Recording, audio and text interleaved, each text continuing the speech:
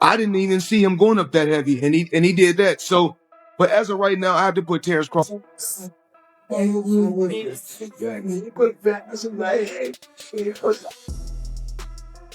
Did you in your head size up Floyd? Like, was, you know what I'm saying? If we was ever keep Never. Never. I'm never that type of guy. I think that's grimy. Always been happy for him, been a fan of his.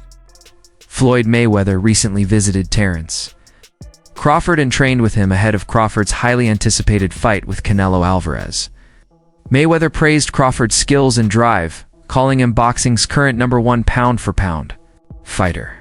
Their intense training sessions highlighted mutual respect and Mayweather's belief in Crawford's ability to win the super fight. Right now, in your opinion, who's the best fighter in the world? We can put Tank up there in the top 10 in pound for pound. He has to be somewhere in pound for pound. And Canelo done something that is amazing when Canelo was able to go to light heavyweight and become light heavyweight champion. Something that I didn't even see him going up that heavy, and he did that. So, but as of right now, I have to put Terrence Crawford as #1. During a recent encounter, Crawford revealed details of his conversation with Mayweather, explained that Floyd did more than just compliment him. He provided real technical advice and motivational support. Mayweather acknowledged Crawford's talent while also being honest about the difficult task ahead against a seasoned fighter like Canelo Alvarez. While he recognized Canelo's experience and age, he urged Crawford to maintain peak condition and sharpness. Their discussion emphasized preparation over praise. That's a big boy. He's strong. You know, you box good. You can do this. You got this over him. You're going to have to tighten up this. You're going to have to do this. You know, it's a conversation. It's not just, oh man, you'll whoop his ass. You'll do this to him. It's never like, yes man type. You know what I mean? It's like, hey, listen, you know, that's a dangerous fight, you know, but that's the fight. If it happened, you know. The reunion between these two boxing icons didn't go unnoticed. Fans and analysts quickly reacted on social media, sparking debates and speculation. The image of a rising champion training alongside a legendary veteran was powerful, many saw. It is either a symbolic passing of the torch or an endorsement from Mayweather. The moment carried weight beyond the upcoming fight. It reflected themes of legacy, mentorship, and mutual respect.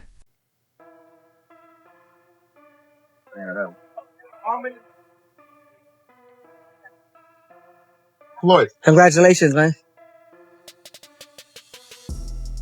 Mayweather made a bold statement criticizing Canelo Alvarez for past drug controversies, accusing the media of double standards. According to Floyd, issues like performance-enhancing drugs are often ignored when it comes to Canelo's remarks reignited debates around accountability and fairness in boxing, drawing both praise and backlash from fans. But what we don't talk about is, you know, Canelo. Steroids. Y'all don't talk about that. So we don't know. We really don't know all the fighters he beat. He could have been not clean in a lot of fights. Reflecting on his own fight with Canelo, Mayweather pointed out that he entered the ring at a lighter weighter on 151 or 152 pounds. Despite this physical disadvantage, he relied on defensive brilliance and tactical precision to dominate.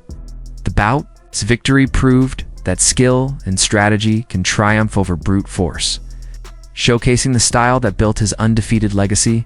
Canelo made the weight. It wasn't like it was a certain clause to where he couldn't gain weight. So after he weighed 152 or 152 and a half, I think he came in like 168 or close to 170. And actually I came in at probably like I probably came in at 151 and 152. Gotcha.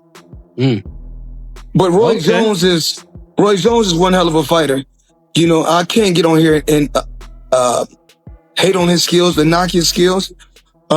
He's been through a lot in the sport of boxing, and he's done a lot for the sport. Crawford has admired Mayweather since the beginning of his career, not just as a fighter, but as a master strategist.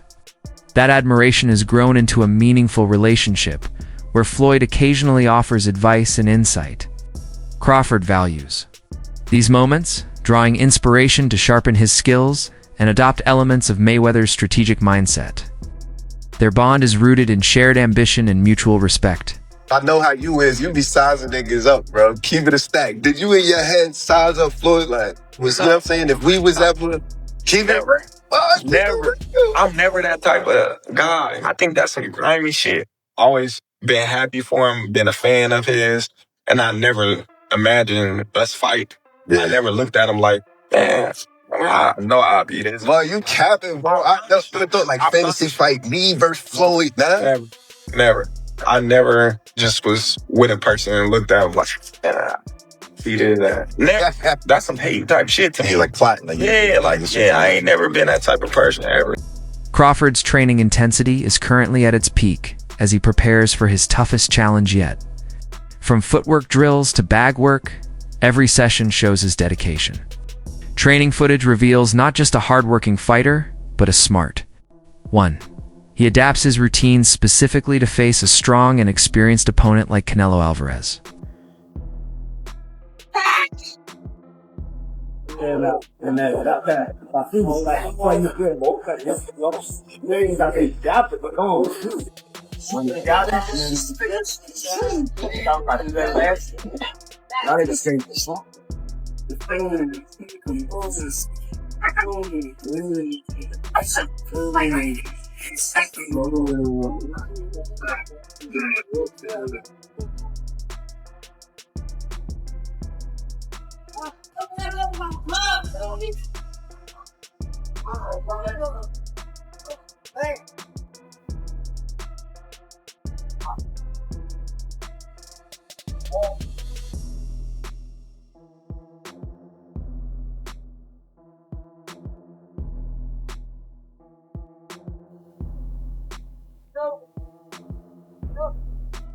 Leg day plays a crucial role in Crawford's training camp. Weighted squats and lunges are the foundation of his explosive movements in the ring. These workouts improve both stamina and agility, allowing him to glide across the canvas and stay balanced under pressure. His attention to detail and conditioning reflects his commitment to elite preparation. Nice. Okay, cool. Good life. Good life.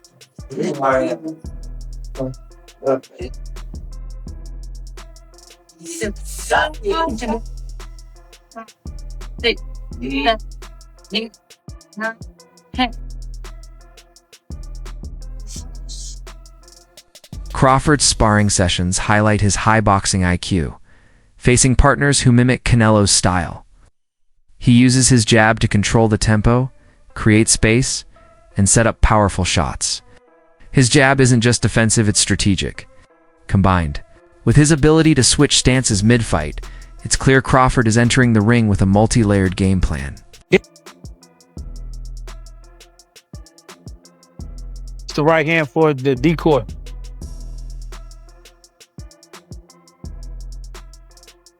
Y'all know chess? Fisher versus Spassky? Two of the best, you understand? That's what you watch. Two of the best. Nice.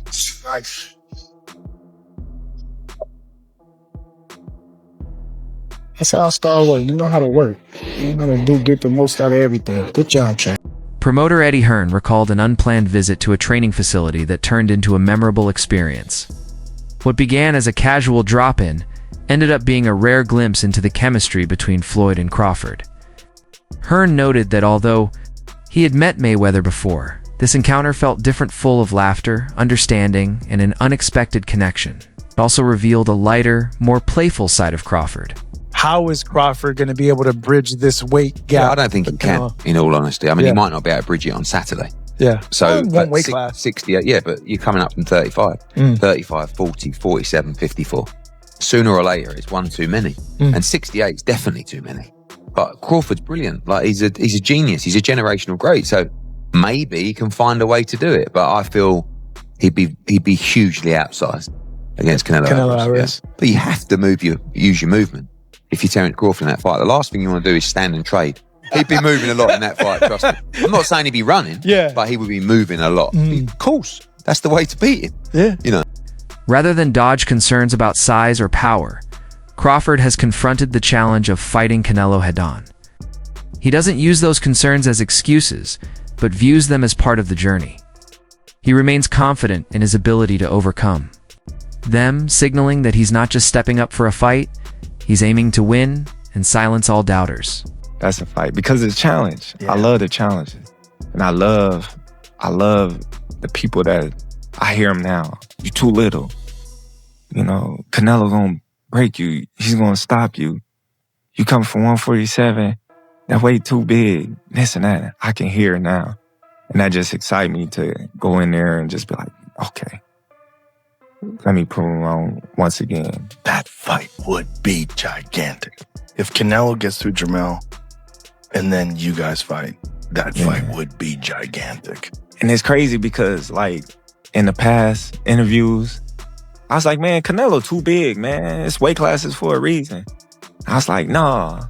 But in my mind, in my heart, I don't think nobody too big. Mayweather recently gave serious commentary on Crawford's upcoming fight, drawing from his own experience against Canelo, stressed the importance of preparation, and did not downplay the difficulty of the challenge. However, he suggested that with the right strategy, success is possible. Coming from someone with an undefeated record and deep understanding of top-level boxing, his insight carried significant weight. Terence Crawford jumping up from 154 to 168 and beating this quote-unquote version of Canelo Alvarez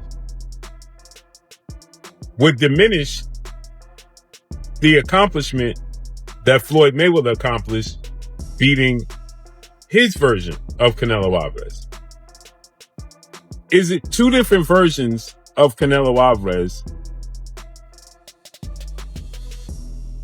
And obviously, Canelo Alvarez is 62 wins, 2 losses, 2 draws, 39 big wins by way of knockout. He's a first ballot Hall of Famer. He is obviously bigger. When Floyd fought him, it was at 152 catch weight, but it had no rehydration clause. So you might as well just say it was at 154. Now, two things they have in common is that Floyd Mayweather was 36, 37 years of age. Terence Crawford is 37 years of age, going on 38. So he'll be 38 when he fights Canelo Alvarez. Floyd had already had 2 fights at 154. He had the fight with Miguel Cotto and he had the fight with Oscar De La Hoya.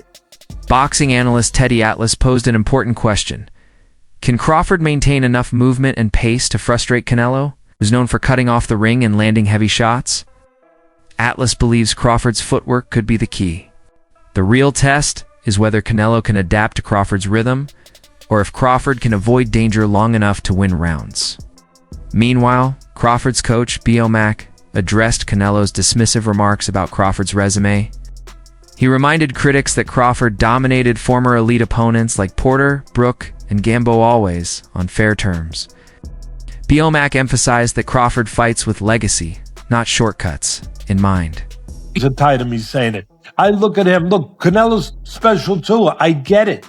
And he's bigger. I get that too. And everyone's going to say, well, after Madrimov fight again, had a couple hiccups. Now he's stepping up another weight class. Now he's got to fight Canelo, who's even bigger, stronger, better puncher, a unified champion that he's been, all of that stuff. He's not going to be able to handle it. I asked this question. See, I go to the other side. I say, okay, yeah, can Canelo handle the smaller guy who's going to be faster, who's going to be slicker, who's going to be better defensively, who's going to have better legs, who's going to be able, sometimes Canelo at this point in his career can slow down a little bit. They're both getting older. I get it. Trainer Steven Nelson dismissed the idea that Crawford should move up to face someone like David Benavidez. While the challenge may sound impressive, Nelson argued it would be an unnecessary risk.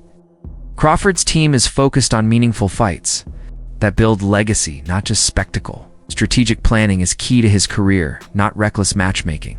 Unpack what just went on. Steve Nelson just said, and I'm paraphrasing because you guys heard it, link will be in the description. He just told you out his own mouth.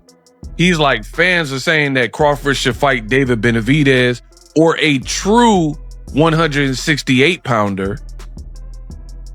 Doesn't make sense. Bud is after legacy, and then he said, and money. So this proves why I don't want to see this particular fight like some of y'all. He just told you. So this is what I call an advanced cherry pick. Now, I know some people, you're going to start crying. The reason I say advanced, now, it's not an advanced, it's not a cherry pick in the normal sense of like, you know, because this would be an accomplishment if Bud can defeat somebody at a higher weight class without acclimating, right? So it's not the traditional cherry pick, but it is still an advanced, or this is what I'm calling it, an advanced cherry pick, because his own teammate and friend, Steve Nelson, is telling you there's no reason for Bud to fight a true 168 pounder. He started off by saying Canelo Alvarez started off smaller, like a welterweight earlier in his career at 54, and then made his way up to 68. So that lets me know the mentality from Team Crawford is Canelo. We know he has shown signs of slippage and being a little bit older in his recent fights. Can't put away Munguia, and some other guy did, Surase. Boxing insiders have pushed back on the notion that Crawford's only significant win was over Errol Spence Jr. They highlight other major victories, including Sean Porter, proving that Crawford's greatness comes from consistency and a single performance. Veteran fighter Nonito Donaire echoed this sentiment, praising Crawford's footwork as a decisive factor against pressure fighters like Canelo. Donaire noted that movement and technique could be the tools Crawford uses to outmaneuver a stronger, more powerful opponent. He believes Crawford can win on points as long as he avoids Canelo's heavy shots. Meanwhile, Canelo's recent fight against William Skull raised concerns. Low punch volume and lackluster energy made fans question whether the aging champion can still handle hungry challengers like Crawford. After really the Triple G fight is when we've seen the slippage on Canelo. And over the last 2 years, it's been immediately apparent. It's been apparent straight away over the last 2 years. Canelo's feet have always been slow. He's always been very slow-footed. So when people are saying, oh, it looks like his legs are slowing down, yeah, they are. They've never been quick, but now they're even slower, which is a problem. And Jim Lampley on commentary on Friday night show was saying that one of Canelo's biggest strengths is his legs. It generates power and it helps with his punch resistance. Well, those legs are sliding and that power is diminishing. Canelo hasn't had a stoppage win now since he knocked out Calaplant in 2021. And yeah, he's dropped some of these guys, but he's not been able to step on the gas and finish them. He's not been able to go through the gears. His gas tank, you can put that into question as well. And Canelo Alvarez, come July, be 35 years old. So he is, look, Canelo's been around so long and his real prime was in his mid-20s. So we associate Canelo, mid-20s to early 30s. So we kind of associate Canelo with that. I don't want to say ever young, but you know, he is still young, just not in boxing senses. But he's been around so long, 20 years a pro, and he's been at world levels for probably 15 of those. You're going to expect some slippage. And I think in this fight, an opponent, it was very negative, yes. That's all for today's show.